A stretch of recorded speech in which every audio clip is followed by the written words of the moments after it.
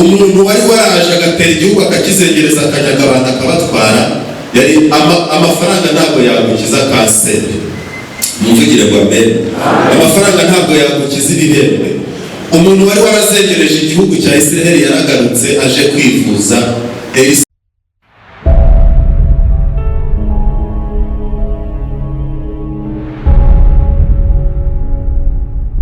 Bona abantu barimo abo twari turi kumwe mu Nyarugenge mu masengesho ku wa gatanu. Nababwiye ko nitwa Ernest Ndikumana, ndi umuvugabutumwa w'umuhamagaro kandi ndi umugabo ndubatse, mfite umugore, mfite n'abana, teranira ku itorero rya Nyakabanda, ndi umukristo wa paruwasi ya Nyarugenge. Imana yampamagariye kuvuga ubutumwa. Nari usanzwe mba n'ubundi mu itorero muri minisiteri y'abaririmbyi, mbarizwa cyane cyane mu muziki, gucuranga, kwandika indirimbo, gutoza amakorali. Ariko igihe kimwe ndi gusenga, Imana iza kumbwira ko ibyo bihindutse, ahubwo impa Bibiliya irambwira ngo jya kubwira abantu ijambo ry'Imana ukoresheje Bibiliya. Rero Imana igira ibintu bibiri ikidukorera, ikiduhamagara tugakora umurimo, ariko hari n'igihe kigera Imana igahindura umuhamagaro mu murimo wanyu. Nababwiye ko ndi umuposte CPN, narangije muri 2013 nibwo nagaraduwetinze. Nabivuze ko abantu bamwe barasetse. Rero Imana yangiriye neza, nagiye mbona abantu bari gushima Imana, bikankora ku mutima, avuga ati ndarangije ndagiye, ariko simvuye muri Girugare nzajya ngaruka. Akanavuga ngo ngiye kurunguruka hariya hanze. Ibanga nk'umuposte nabasigira ni ukumenya kugendana n'Imana mu rugendo rwawe rwose. Umuntu uzaguhanura akakubwira ngo ibibazo wari ufite birarangiye, uzamubaze niba Imana imweretse ko upfuye. Ariko igihe cyose ukiriho ntabwo ibibazo mu buzima birangira, ahubwo bigenda bihindura shape. Haleluya. Ndi mu wa kane wa kaminuza, maze kwandika igitabo no kukidefendinga, nibwo nasenze Imana. Imana imbwira uburyo nakoze umurimo muri korali Hava. Nabaye dirija wayo imyaka 4. Nakundaga kugenda na sendi ku rutugu harabaye umukara. Imana irambwira ngo mwana wanjye nkugiriye neza, nguhaye urugo, nguhaye umugore, nguhaye inzu, nguhaye akazi. Numva ndanezerewe kubera ko Imana ivuzeho impaye ibintu. Ariko mbwira mugenzi wawe ibintu by'Imana barabitegereza. Ibintu by'Imana barabitegereza. Ntabwo amasezerano y'Imana turayagendana, ariko ibintu by'Imana birimo amasezerano byo tukabitegereza. Narangije kaminuza, mbanza gukora ibintu bimeze nk'ibiraka, mbanza gukubitika, ndakubitika, nkora mu Mutara, mva mu Mutara, nkora Gicumbi, mva Gicumbi, nkora Rulindo. Ubu ndashimira Imana ko ingejeje mu mujyi wa Kigali, ubu ndi gukorera i Kigali. Murafasha guha Imana icyubahiro. Ndumva nifuza kugira ideni bajyamo nk'abantu bamwe bari kujya kuba abaposte, abandi mwiga muri kaminuza. Ndumva ashaka kubabwira Imana neza. Ijwi ryanjye nimwumva ritameze neza muri hangana, nari nagize ka gripe, ariko ndashimira Imana ko numva kari gukira. Nababwiye hariya mahagaze ngo ndashimira Imana ko nateranye uyu munsi n'abantu bakomeye. Nabonye ntacyo bibabwiye, ariko njyewe ibyo nari ndi kuvuga ndabizi. Ubu muri mwebwe hicayemo abayobozi, ubu muri mwe hicayemo ba minisita, mujye mwikiriza ngo amen. Ariko hano hicayemo ba governors, hano hicayemo ba mayors, hano hicayemo ba gitifu, hicayemo ba PS, hano hicayemo ba CEOs, hano hicayemo abashumba ba regional, ba representative. Ni ukuvuga ngo mwebwe muri abantu bakomeye. Ikintu rero gishimishije, n'abashumba b'amatorero Imana ibahe umugisha, ikintu gishimishije mukwiye kwishimira nuko Uwiteka Imana yabahaye agakiza. Ejo bundi uzarangiza kaminuza, ujye kwiga. Hari umuntu wari kuvuga ngo stress ngo zo muri bachelors. Ndagira ngo mbagire inama yo kwiga mukiri bato. Njyewe narangije kwiga, njya mu kazi, njya gushaka urugo. none ubu ngubu nasubiye kwiga kandi ndangije theology, hari n'ibindi nshaka kwiga. Rero mwebwe muracyafite baby face, ni igihe cyiza cyo kwiga. Niba uri kumva harimo stress, engineering iravuna ndabyumva, genda uruhukemo gusa n'umwaka umwe udukomeza muri masters. Ibi nari bivugiye kugira ngo mbasuhuze tumenyane, kandi ndabakunda. Iyo ndi muri seku mba numva nagarutse mu rugo. Ndashimira Imana rero ko yanyibutse ikabakoresha umushumba wanjye akandumira. Nari maze iminsi ndi kubwirwa n'Imana ko impaye aho njya kwigisha ijambo ry'Imana. Ngenda umuvugabutumwa w'umuhamagaro mu itorero, iyo mbonye ahantu nigisha mba mbonye ikiraka. Nawe uri muri korali, nibabaha indirimbo ujye uyiririmba neza, uharanire ko Imana ikwishimira, ikiraka cyawe kiba kibonetse. Tuzahemerwa umurimo twakoranye mu rukundo. Ndumva ideni ryo kubibwira ndibavuyemo. Tujya gufata Bibiliya zacu tuganire amasomo y'uyu munsi. Ndi umuntu ukunda kwigisha, nkamera nkaho ndi gusatura niba ariko navuga, ariko uyu munsi kubera ko ari ubutumwa nabazaniye, hari igihe haleluya zaza kuba nkeya, ariko Imana irabana natwe. Tugiye kuganira ku nsanganyamatsiko yoroshye cyane ivuga ngo kwikonekita ku cyombo kimwe kiduhuza n'Imana, aricyo amasengesho. Ndabisubiramo: kwikonekita cyangwa kwicomeka ku cyombo kimwe rukumbi dufite hano ku isi kiduhuza n'Imana, aricyo masengesho. Iryo jambo tugiye kwiga, kwicomeka ku masengesho, kubera ko aricyo cyombo cyonyine dufite cyatuma tuvugana n'Imana. Haleluya. Dufate Bibiliya zacu dusome ijambo ry'Imana.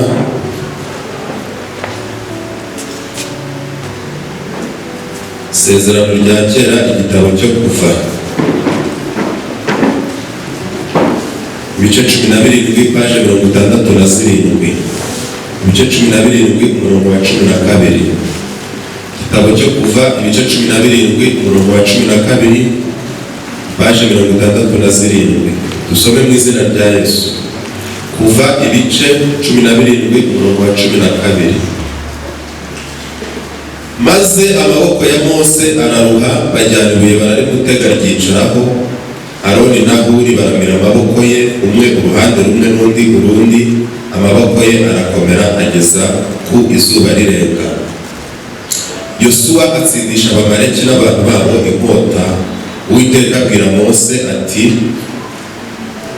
andika ibi mu gitabo bibe ku rwibutso, ubibwire Yosuwa yuko nzakoraho rwose kwibuka ko Abamaleki bakibagirana mu bo munsi y'ijuru. Umurongo wa 15. Mose yubaka igicaniro acyita Yehova Nisi, aravuga ati, Uwiteka yarahiriye ko azajya arwanya Abamaleki ibihe byose. Tuvuge ngo amen. Nari mubwiye ngo muri iri teraniro Uwiteka yongeye kwirahira ko azajya kurwanyiriza Abamaleki igihe cyose. Yego. Yesaya ibice 44, umurongo wa 24, paje 694. Yesaya ibice 44, umurongo wa 24. Uwiteka umucunguzi wawe we wagukijije uhereye ukiri mu nda aravuga ati, Uwiteka ni jyewe waremye byose, mbamba ijuru jyenyine, ndambura isi, abo twari turi kumwe. 25. Indagu z'abanyabinyoma zihindura ubusa, abarozi nkabatera ibisazi. Subiza inyuma abanyabwenge, ubwenge bwabo buhindura ubupfu. Naho turikiriza ngo amen. Dusoreze mu isezerano rishya, ubutumwa bwiza bw'Umwami wacu Yesu Kristo uko bwanditswe na Matayo, ibice 26, ku murongo umwe wonyine wa 40 tugiye gusoma. Paje 31 mu isezerano rishya. Dusome mu izina rya Yesu niba mwahageze. Agarukaho abigishwa bari, asanga basinziriye, abaza Petero ati, harya ntimubashije kubana amaso nanjye isaha imwe? 41. Mube maso musenge, mutajya mu moshya. Umutima ni ukunze, ariko umubiri ufite intege nke. Mwakire neza ijambo ry'Imana. Turagira ngo tuganire kuri aya magambo mu minota Imana iduhaye. Imana ni ngari, ntabwo twayivuga ngo tuyirangize, tuzajya tuyivuga kandi ntitwice gahunda. Mushumba ntugire impungenge rwose, turakoresha iminota dufite. Hari amagambo Imana yampaye kubazanira nk'abaseruye tuganira ku masengesho. Ayo magambo rero ngiye kuyabagezaho nkurikije iminota twahawe. Nishira tutayarangije, Imana izaciye indi nzira, tuzongere tubonane tuganire. Icyo usabwa gusa no kuba maso tukagendana. Tugiye kuganira ku ijambo ryitwa gusenga Imana, tubihuze n'amagambo dusomye, ubundi duhaguruke dusenge, tujye kuri kaminuza, tujye kwirira umuceri, tujye no kwiga. Gusenga nibyo tugiye guheraho dusobanura. Ufite aho yandika arabyandika, ariko dukurikire cyane kurusha uko twarangara twandika. Gusenga no gukizwa, gusenga no kwihana, kwera imbuto no kwizera no guha Imana umwanya. Mbere y'uko nza kwihuta ndi kwigisha, ndagira ngo mbanze nkubwire ibintu by'ingenzi ugomba gufata. Mubwiye ko gusenga ari ukugira gute? Gukizwa. Mubwira ko ku muntu wakijijwe gukizwa no kugira gute? Ni ukwakira Yesu nk'umwami n'umukiza we. Kandi mubwira ko ku muntu wakijijwe akakira Yesu nk'umwami n'umukiza we, gusenga ni ukwihana ugaca bugufi imbere y'Imana, ukamenya ko wirwanyamo ibyaha. Kuko aho dusoreje muri Matayo, dusoje Yesu ari kubwira abigishwa be barimo Petero na bene Zebedayo babiri, ababwira ngo musenge mutajya mu moshya, umutima urakunze ariko umubiri ufite intege. Iyo turi hano turi gusimbuka gutya mwasimbukaga, umutima uba wakunze. Ariko uyu mutima Pawulo yarabivuze, aravuga ngo tugendana icyo kibitsanyo ngo mu nzabya zibumba, kugira ngo izina ry'Uwiteka Imana yacu rishyirwe hejuru.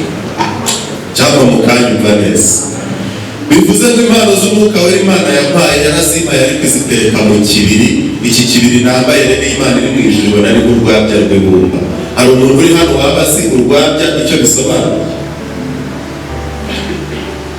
Ni ikintu cy'ibumba. Urwabya bashobora kurutekamo, abantu bazi inkono z'ibumba babaye mu cyaro bazamure turebe. Yego, urwabya rero warushyira ku ziko ugatekamo inyama zigashya ukazirya, ariko rugucitse rukava ku ziko atari wowe ruturiyeho rukagwa hasi, nta kintu watora. Rero Uwiteka Imana yaduhaye impano z'ubuhanuzi, aduha impano zo kwigisha ijambo ry'Imana abantu bagafashwa, aduha umwuka w'ubwenge n'uwo department ya media yari iri kuvuga. Ariko ibyo byose abidushyirira mu rwabya rw'ibumba ngo kugira ngo izina rye rijye rishyirwa hejuru. Imana ibahe umugisha niba muri kunyumva. Iyo rero twicaye hano ku isi, tuba turi abakozi b'Imana, tuba turi abanyempano, ariko turi abanyantege kuko twambaye umubiri. Yesu abwira abigishwa be ngo ntabwo mushoboye kubana nanjye nibura isaha imwe. Rero niyo mpamvu tugomba kwihana, tugakizwa, tukakira Yesu nk'umwami n'umukiza wacu, tukabatizwa. Kabiri, umuntu wabatijwe mu mazi menshi akakira Yesu nk'umwami n'umukiza we, nubwo ari muri korali, nubwo ari muri sembu, agomba kumenya ihame ryo gukiranukira Imana. Umuririmbyi yararirimbye ngo bisemo guhora nyizwa, ngo nkashyirwa mu gakiza ke. Hari abantu hanze aha bagenda babeshya abantu ubu ngubu ngo ubwo wabatijwe mu mazi menshi ngo buriya Yesu yarakwanditse, ngo rero ibyaha wakoze n'ibyo uri gukora n'ibyo uzakora ngo warabibabariwe. Ntabwo ariko bimeze. Ahubwo gusenga ndimo mubwira muri aka kanya ni ukwizera Yesu nk'umwami n'umukiza wawe ugakizwa. Ikindi ndi kukubwira ko ugomba kwihana ukava mu byaha, ugahora urwana intambara yo gukiranuka, kuko Satani aracyahari nawe urarwana intambara yo kugira ngo agusubize aho wavuye. Gatatu, ni ukwera imbuto zikwiriye abantu bihanye, kandi ukagira gute? Ukagira kwizera. Kane, ni ukumenya guha Imana umwanya. Ibyo bintu niba mubyumvise mu Imana icyubahiro, Imana ibahe umugisha. Ndabona ibiganza byanyu biremeza ko ibyo mubyumvise. Ubwo rero maze kubasobanurira gusenga icyo ari cyo, ndagira ngo mbabwire, dusigaje kuganira ku ijambo ry'Imana twasomye, twarangiza nkababwira ibipimo by'amasengesho Imana ishaka ko dusenga. Twasomye amagambo akomeye muri Yesaya, aho Uwiteka avuga ngo indabo z'abanyabinyoma iyo usenze zihindura ubusa. Haleluya. Ngo abarozi nkabatera ibisazi. Ngo kandi inama z'abanyabwenge bakugambanira, iyo wasenze ndareka inama bakazikora ariko sinicarane nabo, bose babireba niwe waririmbye ngo bazaruhira ubusa ahubwo bizajya bigusiga ugize gute uhagaze. Imana ibaha umugisha. Mose yari umushumba wari uyoboye ubwoko bw'Imana. Waba umushumba muri sepu, waba umushumba muri korali, waba umushumba wa gurupe y'abanyamasengesho, Imana irashaka kukubonaho guca bugufi. Imana irashaka ko umurimo iri kugukoresha utawiyitirira, ahubwo ukareka izina ry'Uwiteka Imana rigashyirwa hejuru. Mose rero yarayoboye Abisirayeli mu rugendo rwabo bava mu Egiputa, baza kugera i Refidimu. Bamaze kugera i Refidimu, Abamaleki barabatera. Mose yari umushumba ukomeye, Imana yahawe ubuyobozi bw'ubwoko bw'Imana bw'Abisirayeli. Yari afite department y'ingabo zirwana, afite department nk'uko namwe mubifite za media, abatanga amakuru n'ibindi bitandukanye. Mose aho yari aragiye kubonabona intasi zimuzaniye raporo ngo Abamaleki baduteye ndetse batangiye no kwica abantu b'intege nkeya muri twe. Barimo barafata abasaza bakabatema ibitsi, barimo barafata abana n'abakecuru. Abamaleki baduteye. Uwiteka Imana ajya dushyira taske imbere, ubundi akajya hariya akatwihorera kugira ngo arebe uko twitwara muri iyo taske. Haleluya. Nizere ko ntari kubasinziriza, nizere ko ntari kubasinziriza. Uwiteka Imana rero yagushyize taske imbere, akaguha inshingano, akaguha umukumbi nka sepu ngo uyobore, akaguha korali nka Naziri ngo uyobore, akaguha department nka media kugira ngo uyobore, akaguha urugo nyine nababwiye ko ndi umugabo kugira ngo uyobore. Abategereje kureba ko ugiye kumenya ko Uwiteka ari Windows. Ibyo bintu murabizi. Hariya mu cyaro aho twaturutse ugasanga umwana yambaye ikabutura, hano haracitse na hano kubera ikibazo cy'ubukene. Ukibutsa Uwiteka ko burya nta nkweto wagiraga. Nzaguma nkora icyo wandemeye, kukurimbaza ndetse kukuramya, aho wamuye hazabimera, hazamera kukunamuhimbaza. Iyo utangiye gutyo rero, Imana iraryoherwa nayo ikaba motivated n'iryo sengesho, ikavuga itaha aribuka ko namukuye no mu nda ya nyina abandi batajya bavuka bapfira muri maternité bakabashyingura. Ugashimira Imana ko yagukuye muri primary amahoro, ugatsinda P6. Ugashimira Imana ko Orevo yabanye nawe, abantu bagiye bapfira Orevo bataharenze. Ugashimira Imana ko ikizami cya senior citizen nacyo ntikiba cyoroshye mw'abantu wagitsinze. Uwiteka Imana itazakavugana nawe n'isengesho utararisoza. Iyo dushimiye Imana tukibuka Imana yadukuye, tukibuka ko ibintu ducunze muri iyi minsi atari ibyacu ahubwo ari ibyayo, ihita izikakubwira n'ibindi igiye kuguha. Umuntu usenga ashimira Imana biramworohera kwihana, kuko aba yamaze kwemera ko Imana ariyo nyir'ububasha, ariyo nyir'ubushobozi.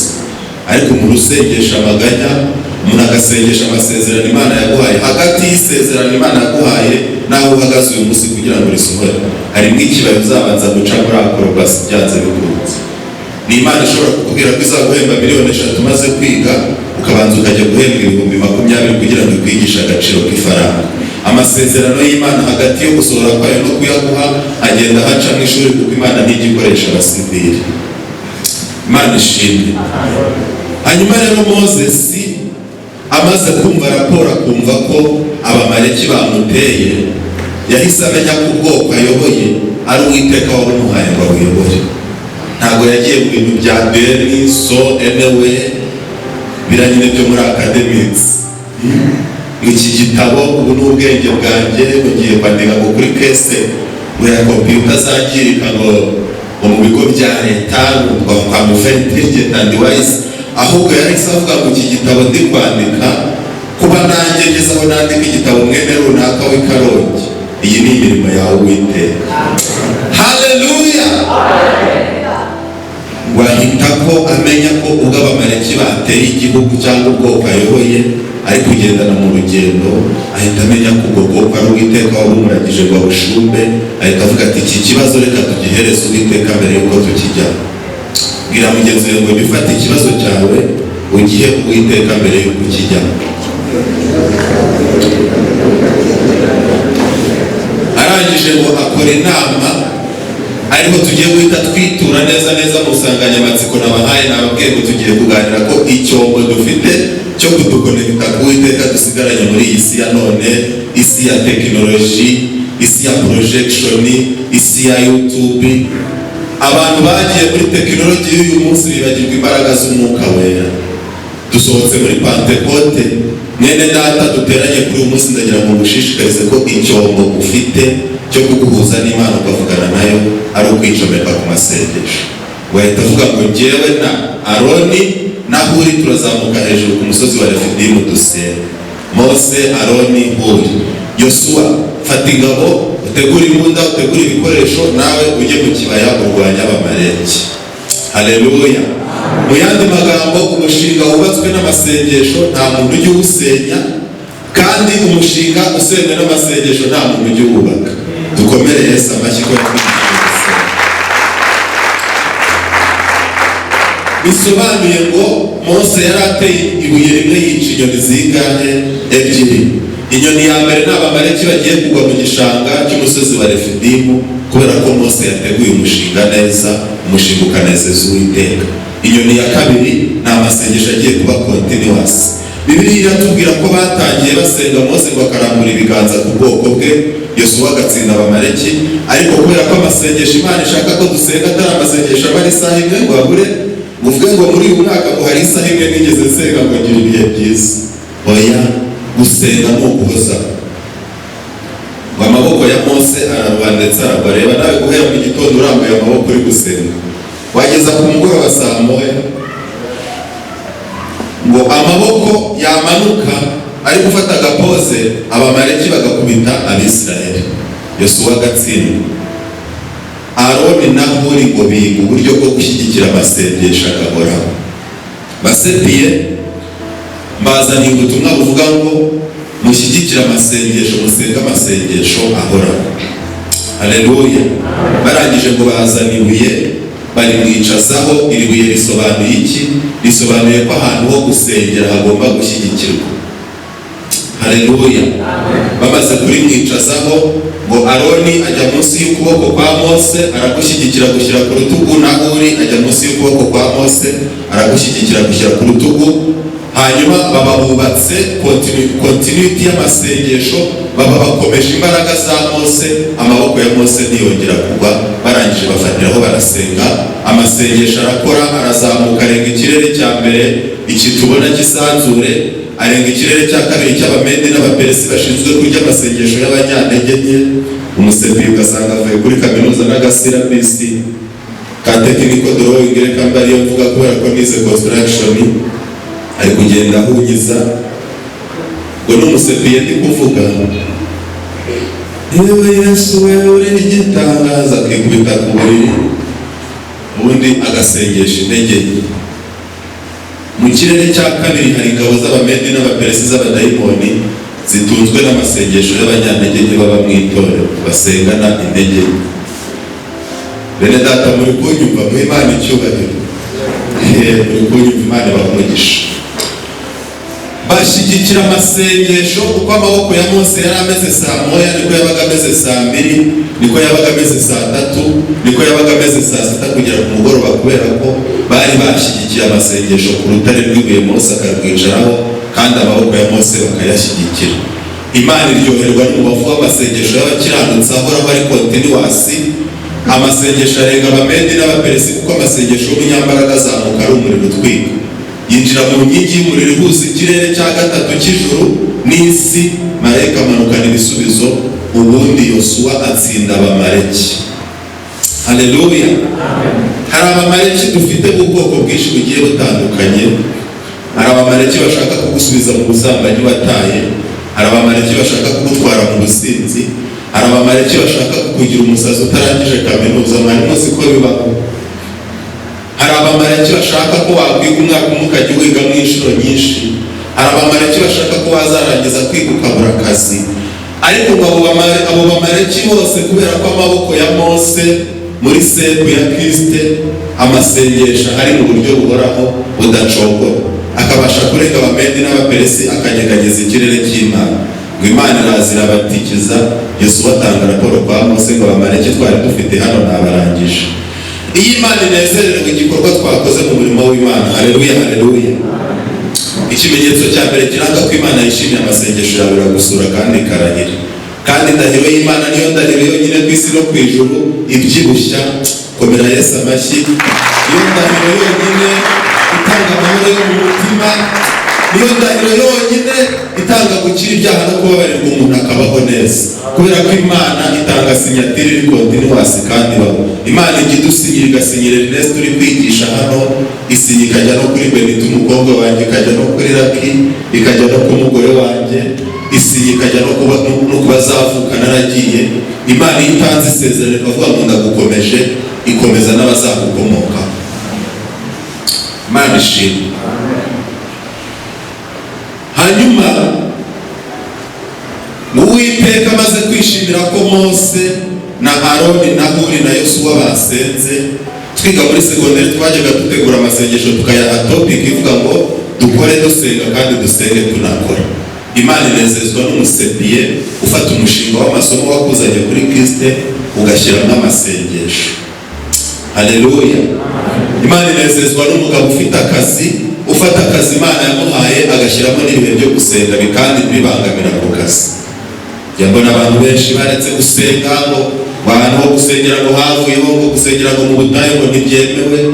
Ubu uhagurutse ku kazi niba ukora ku murenge wa Nyarugenge n'urugero, ukavuga ngo iyi saa 7 kugera saa 8 ni isaha ya pause sindi burye, ukava hariya ku murenge wa Nyarugenge uri mu masengesho ukamanuka ukagera downtown ukongera ukazamuka uri mu masengesho, hari uwagufunga icyo waba wangije.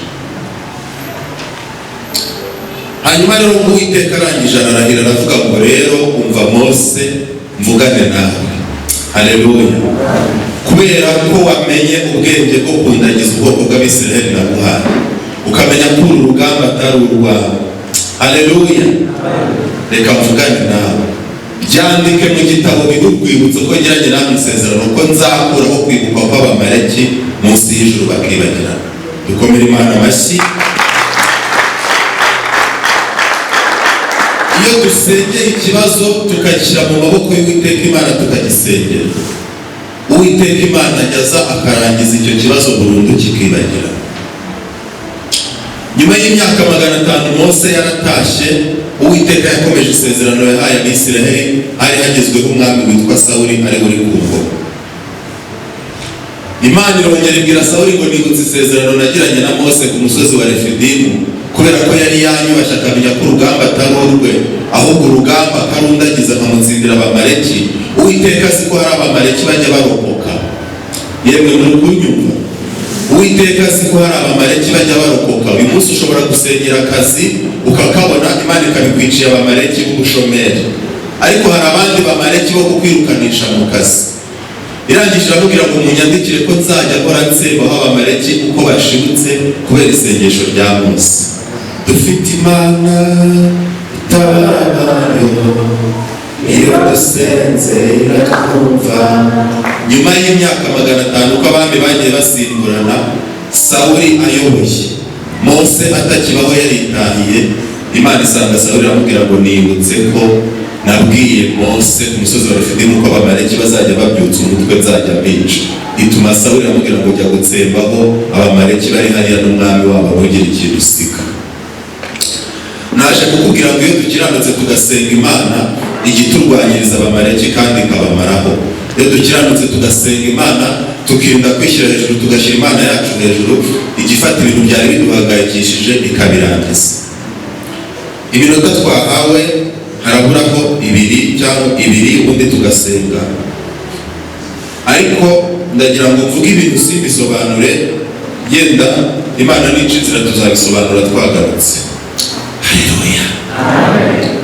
Ngiye kubabwira uko turi mu itorero ibyiciro 7 by'abanyamasengesho, ariko ibyo byiciro ntabwo ndibuze kubisobanura, ahubwo nitwongera guhura nibwo nzabasobanura neza muri details. Ariko mu rusengero tugira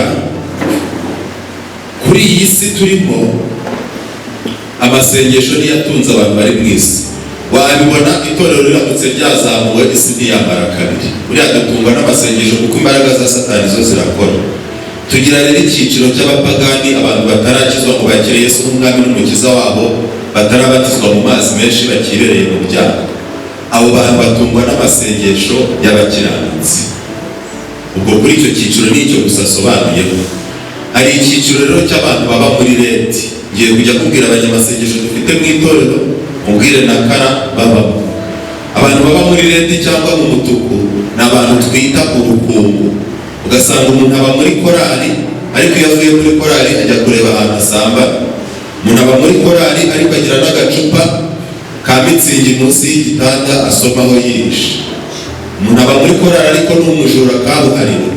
Uwo nguwo nawe mu murimo w'Imana ni urukungu. Nubwo yabatijwe akakira Yesu nk'umwami n'umukiza we, ariko ntabwo umwuka wa transformation uramugiramo ngo ahinduke. Nubwo yabatijwe abonye urwaho, umukobwa akamusanga muri ghetto kuri kaminuza ari bo bonyine, ntabwo yahava amahoro. Abo ni abantu mu murimo w'Imana bitwa urukungu. Abo nabo baba mu mutuku. Abo ngabo nabo umwuka wera abaha igihe cyo kubasengera. Uko basenze bagiye kuryama, umwuka wera agatunganya isengesho. Uyu ni wa muntu wawe wakunaniye, akanahabwa igihe ngo azahindukire. Iyo adahindukiye igihe kiragera, Imana ikamuruka, ukumva ngo runaka ngo yaracurangaga, ariko ngo akagira ingeso yo gusambana, ngo aza kwibeshya, ngo aryamana n'umurimbo, ngo none bamukatiye 25. Ijambo ry'Imana ribwira umuntu urukungu umeze gutyo ko akwiye gukizwa agahinduka, kuko hari igihe kigera Imana ikamuruka ikamutanga. Ariko iyo itaramutanga, umwuka wera ni umusengero. Uko ugiye kuryama, mwami Yesu udinde muri iri joro, kandi uba muri korali cyangwa mu itorero muri seku unasambana uniba, umwuka wera ahita yihuta akavuga ati uyu ni wa muntu wabaye urukungu, Uwiteka mugirire neza. Imana ikavuga iti reka tumugire neza, ariko tuzashyiraho igihe. Iyo rero umuntu akomeje kunanirana, igihe kiragera, Imana ikamuruka, ukumva umuntu yahuye n'ingorane zikomeye zitwa urushyi rw'Imana. Urushyi rw'Imana narwo tuzaruganiraho ikindi gihe, Imana niduha uburyo. Hari abantu bitwa ababiryi. Ababiryi ni abantu bazi imbere y'Imana, baje kubwira Imana ngo Mana mpa kandi ntibatinde. Akaza hano kuri sepo hano musengera, agapfukama ahantu akavuga ati Mana ndashaka ipantaro n'inkweto, kandi ndashaka amafaranga yo gutunganya igitabo cyangwa kujya muri stage, cyangwa se amafaranga y'inkwano, kuko umwe murakuze mwemerewe no kwiga mufite abagore. Nta nkwano mfite, kandi nabonye umukobwa nakunze akaba arabibye kuri cya cyombo nababwiye kiduhuza n'Imana cyitwa amasengesho. Imana ikumva ikamusubiza ikamuha ya mafaranga, akajya no kuba ubundi ntazagaruke gusenga. Cyangwa se yabona bidakunze akavuga ati ariko perezida wa seku nabonye afite amavuta, reka nzamuhamagara asengere. Akamuhota insengera, ndumva ashaka kujya gusaba nta nkwano afite. Inkwano yamara kuboneka, ya gurupe yamusengeye ntiyongere kuyibonekamo. Abo ni abantu bitwa ababiryi mu buryo bwo gusenga. Kandi abo bantu ni ba Mana mpa. Icyo bapangana n'Imana ni uko ibaha gusa. Imaze iminsi itabaha n'igihe usanga baraguye. Tukagira abantu twasomye mu butumwa bwiza bwa Matayo basenga isaha imwe. Abo ngabo iyo tubagezeho tubahereza nabo yero. Ababiryi ni redi, urukungu ni redi, n'abapagani ni redi. Abasenga isaha imwe ku munsi, umunsi ugira amasaha 24. Umuntu agasenga mu isaha imwe. Mu by'amasengesho tumwita umunebwe. Umuntu ushobora gusenga buri minota 60 mu masaha 24 agize umunsi. Uwo nguwo aba muri yero.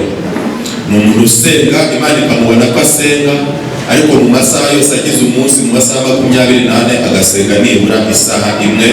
Kara ibihindutse, ntafite umutuku ahubwo afite iki? Umuhondo. Hari umuntu noneho wasomye Maraki arayumva neza, ivuga ngo munzanire imigabane ya 1/10 n'amaturo ngo bishyitse bibe mu bubiko bw'inzu yanjye ibe mw'ibyo kurya. Hari umuntu usoma ibyo ngibyo agahita yumva amafaranga n'ibindi, warangiza ukicara hariya ukavuga ngo ariko njyewe nta mafaranga Imana yampaye, ngo ndi muri karayisisi, Imana irabizi ko ndi umunyeshuri, kwibebeza ijosi ukarinaga, ukananirwa gusenga. Umuntu usenga amasaha 2:40 ku munsi aba atanze 1/10 cyitwa amasengesho. Aya masaha ushobora cyangwa ugafata amasaha 2:40 ukabigabanyamo, ukavuga ngo nzayakora mu rukerera, andi nyakore mu masaha sita ku mugoroba agiye kuryama, ariko ukamakinga ashobora ko nibura ushobora gusenga amasaha 2 n'iminota 40, uwo nguwo aba ari muri buru yo mu bwoko bwa mbere cyangwa ubururu bwa mbere. Hari umuntu noneho uvuga ngo ndatanga icya 10 cy'umunsi nkora amasengesho nikonekite ku cyombo mvugane n'Imana, ariko akavuga ngo kubyo Imana yankoreye Umwuka Wera, haleluya, kubyo Imana yankoreye ikankura mu byaha, ndongeraho 20 y'ituro ryishimye, umuntu agasenga amasaha 3 ku munsi. Uwo nguwo aba ari muri buru nkuru cyangwa major buru. Tugeze ku cyiciro cya nyuma cyitwa special force, aricyo cy'abantu baba muri green. Special force y'abanyamasengesho dusangamo Daniyeli wasengaga Imana ari n'umukozi wa leta, ari n'umutware mukuru, ari umuyobozi rwose, ariko wowe uraba minisita, uraba gavana, ugahita uvuga uti ariko kamere niba Imana yaraguhaye kuyobora intara waruzuraga Umwuka Wera, mu by'ukuri buriya ugeze iwawe mu rugo ugasenga uri gavana hari icyo waba? Ntacyo waba. Ariko Daniyeli ngo yarasengaga, Imana imushyira muri green, ajya muri special force y'Imana. Harimo Elisa,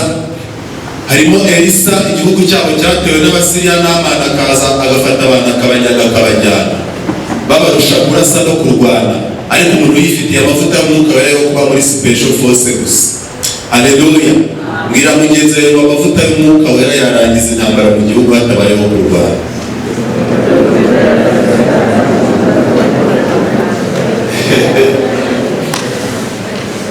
Umuntu uri gufashwa natere haleluya ndafunguye ndabyemeye. Amavuta y'Umwuka Wera yatuma igihugu tuyemo kigira amahoro kandi gihora cyiteguye urugamba, ariko igihugu cyawe ntikigire n'intambara kubera amavuta y'Umwuka Wera.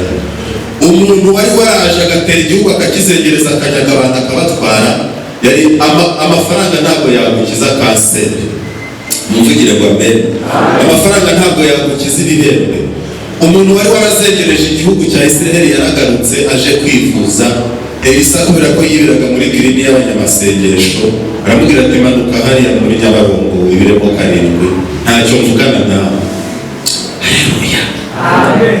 Agiyemo avamo afite umubiri w'umubebe, yitegereje ibintu Imana ikoze, ajyana raporo aravuga ngo mu bihugu dukinisha no gutera ntuzongere gushyiramo kiriya gihugu cy'abantu bari muri green. Mbwira mugenzi wawe ngo wifurije kuba muri green. Ahangaha niho Yesu yabaga mu gihe cyose yabaye mu isi. Ijambo ry'Imana muri Luka ritubwira ko Yesu yirirwaga yigisha abantu, yarangiza ku mugoroba akavuga ariko ibintu yigisha ntabwo ari ibyanjye, singure kwishyira hejuru, akajya kurara ku musozi asenga. Yarara ku musozi asenga agahabwa amavuta yo muri special force cyangwa green, mu gitondo akaza ngo aryoshye. Iyo dusenze Imana tukicomeka ku masengesho turyohera abantu. Wahagarara imbere y'abantu uri kubigisha ijambo ry'Imana bakavuga bati uyu muntu ntasoze, ariko bikarangira usoje kubera kuba wahawe iminota. Iyo dusenze Imana turyohera abantu, waba uri kudirija korali ikajya ivuga iti uyu muntu nagaraduwetinga tuzabigenza dute. Iyo dusenze Imana iduha amavuta, waba uri perezida wa seku, abantu bakajya bavuga bati uyu muntu nagaraduwetinga tuzabona undi mu perezida n'uyu hehe. Haleluya. Tugiye gusenga Imana. Iyi green niyo Yosuwa yahagazemo. Iyi special force y'abanyamasengesho ibamwe abantu bahindutse amasengesho. Umuntu mu gitondo bari gusenga, bamuhaye amafunguro bari gusenga, ageze iwe mu rugo bari gusenga, asohotse bari gusenga, ari ku gitanda bari gusenga, ari mu biro ari kuri machine abasenga. Ni umuntu uzaba ari kuri machine ari gukora raporo, wamubwira uti umutwe w'uruhande rumwe urafasha akakubwira ngo Imana iragukijije, atiriwe asenga kandi umutwe ukawukira. Ni umuntu wivugire ngo abo bantu baracyabaho kubera gusenga. Iminota baduhaye niruzuye, muhaguruke dusenga Imana.